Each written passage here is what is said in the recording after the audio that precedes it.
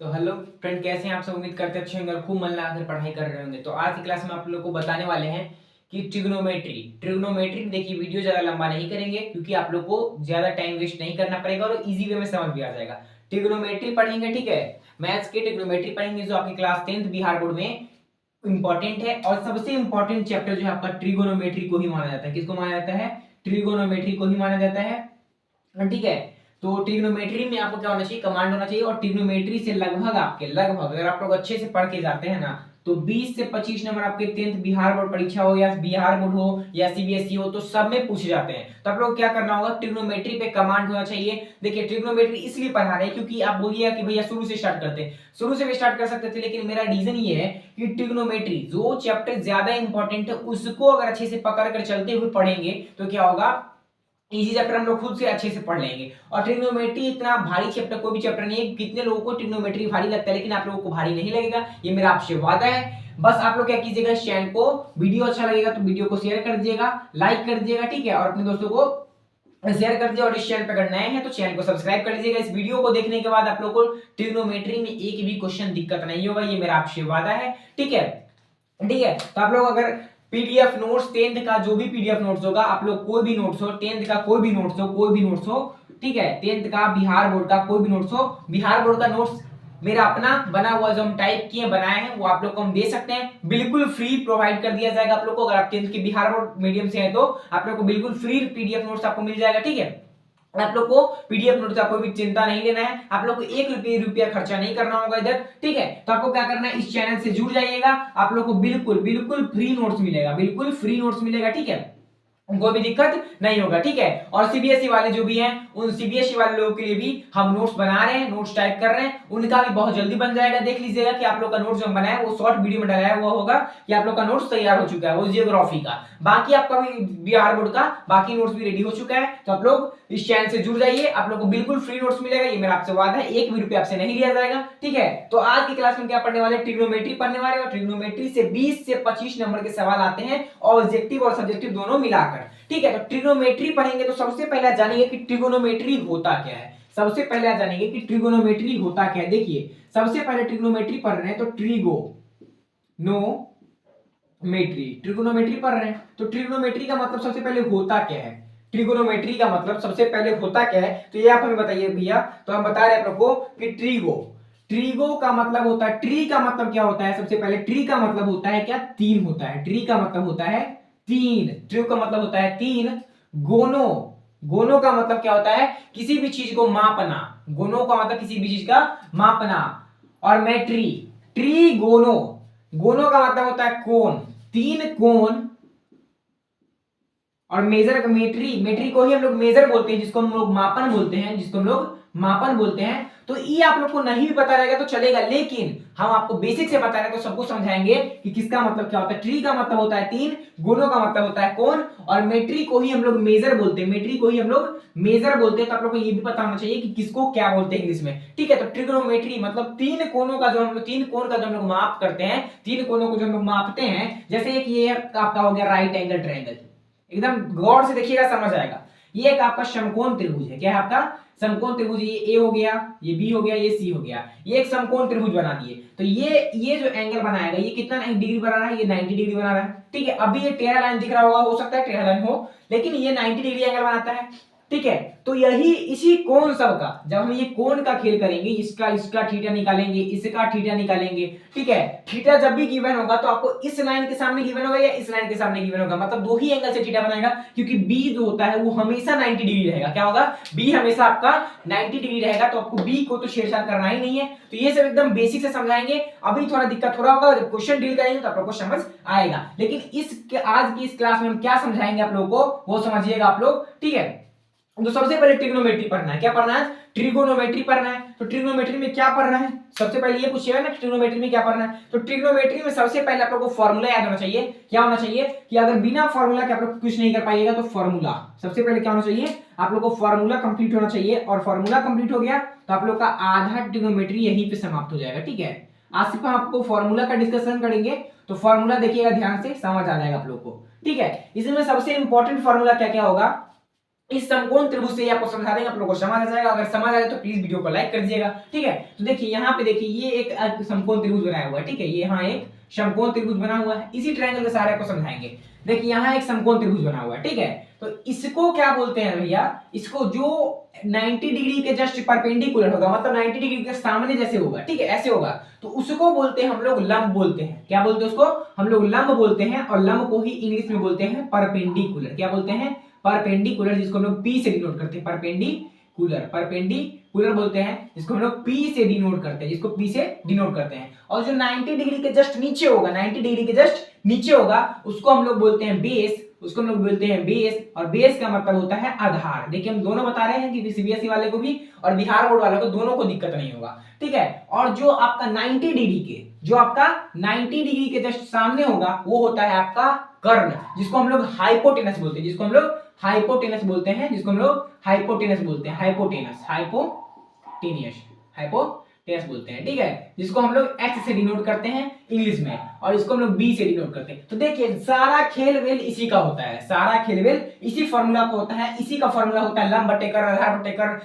कर्ण बटे आधार। ये सब फॉर्मूला भी आपको डिलीट होगा। तो समझिएगा ये वीडियो ज्यादा लंबा नहीं जाएगा, 20 मिनट के अंदर, ये मेरा आपसे वादा है, 20 मिनट के अंदर आप लोग को ट्रिग्नोमेट्री का हर एक कॉन्सेप्ट बता देंगे, जो आप लोग का फर्स्ट चैप्टर में अप्लाई होगा, ठीक है। तो देखते रहिए। सबसे पहले आप लोग को फॉर्मूला इंपॉर्टेंट क्या होगा, सबसे पहले लिख लेंगे, ठीक है। सबसे पहले हम लोग लिख लेंगे कि कौन कौन सा फॉर्मूला इंपॉर्टेंट होगा। सबसे पहला स्टार मार्क लगा के देखिएगा, पहला आता है आपका साइन थीटा। सबसे पहले ये कर, ये देख लिए समकोण त्रिभुज, तो अब यहाँ पे आएगा साइन थीटा। क्या है, साइन थीटा। फिर लिख लेंगे दूसरा, सबका उल्टा करना भी सिखा देंगे, सबका ट्रिक भी बता देंगे, ठीक है, इसी वीडियो में। साइन थीटा, कॉस थीटा, फिर है आपका tan theta. Sine theta, cos theta, tan theta है, ठीक है, बिल्कुल समझ आएगा। देखिए साइन थीटा है तो साइन थीटा का फॉर्मूला क्या होता है भैया, कॉस थीटा का फॉर्मूला क्या होता है, टेन थीटा का फॉर्मूला क्या होता है, सबका फॉर्मूला बता देंगे।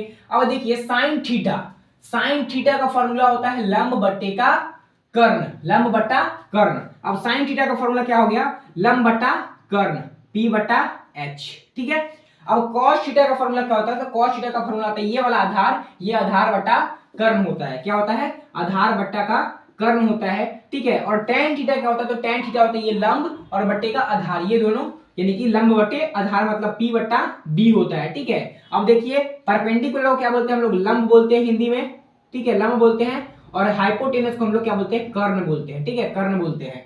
इसको क्या बोलते हैं, b को हम लोग आधार मतलब बेस बोलते हैं, ठीक है। आधार बट्टा क्या हो गया आपका, कर्ण हो गया, ठीक है। तो ये भी समझ आ जाएगा आप लोगों को। फिर p बट्टा b मतलब क्या हो गया, लंब बट्टा आधार, ठीक है, लंब बट्टा आधार। अब देखिए ये तीन फॉर्मूला जिनको याद हो जाएगा, ये तीन फॉर्मूला आप लोग को याद करना पड़ेगा, क्योंकि आप लोग कर लीजिएगा। ये तीन फॉर्मूला अगर याद हो गया तो ये गारंटी है आपको एक भी क्वेश्चन में दिक्कत नहीं होगा।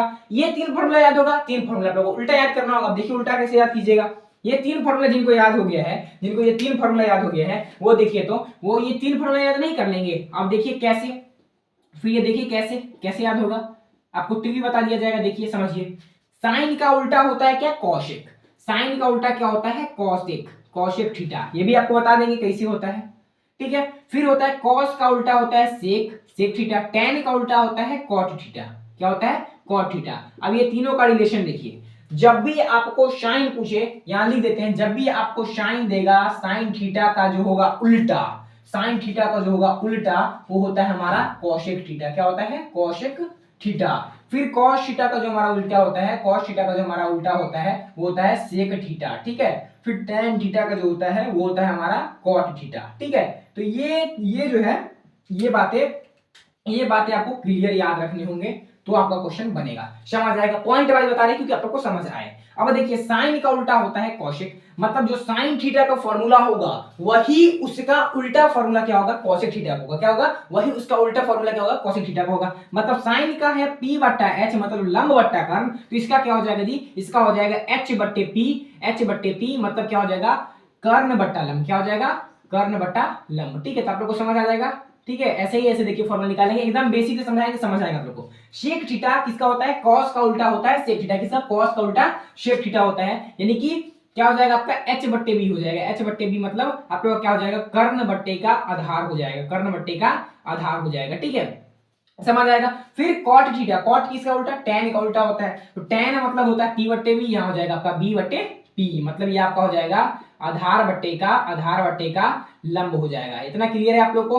इतना क्लियर है? तो देखिए ऐसे आप लोगों को क्या करना है, समझना है, ऐसे समझिएगा, ऐसे याद कीजिएगा, तो एक भी क्वेश्चन ऐसा नहीं होगा जब लोग का फंसेगा। ठीक है, इतना समझ लिए कि ट्रिगोनो का मतलब, ट्रिग्नोमेट्री का मतलब क्या होता है, क्या पढ़ रहे हैं भैया, ट्रिग्नोमेट्री पढ़ रहे हैं। किसके लिए पढ़ रहे हैं? क्लास 10th के लिए पढ़ रहे हैं। ये भी लिख देते हैं आप लोग को, क्लास 10th के लिए पढ़िए तो, या आप लोग 10th 11th 12th सबके लिए ये बेसिक है, तो बेसिक से इंपॉर्टेंट है। ठीक है, तो क्या किए, ट्रिग्नोमेट्री पर है। ट्रिग्नोमेट्री किस पे आधारित होता है, ये क्वेश्चन भी कभी पूछ लेता है एग्जाम में। ट्रिग्नोमेट्री किस पे आधारित होता है, तो वो राइट एंगल ट्रायंगल पे आधारित होता है, मतलब समकोण त्रिभुज पे आधारित होता है। किस पे होता है? समकोण त्रिभुज पे आधारित होता है। किस पे? समकोण त्रिभुज पर आधारित होता है। क्लियर है? क्लियर रहेगा। अब बताएं कि लंब कोण होता है, बेस कोण होता है, कर्ण कोण होता है। फिर बताएं फॉर्मूला क्या होता है, साइन का उल्टा क्या होता है, कोसेक होता है, कॉस का उल्टा सेक होता है, टेन का उल्टा कॉट होता है। ठीक है, बता दिए।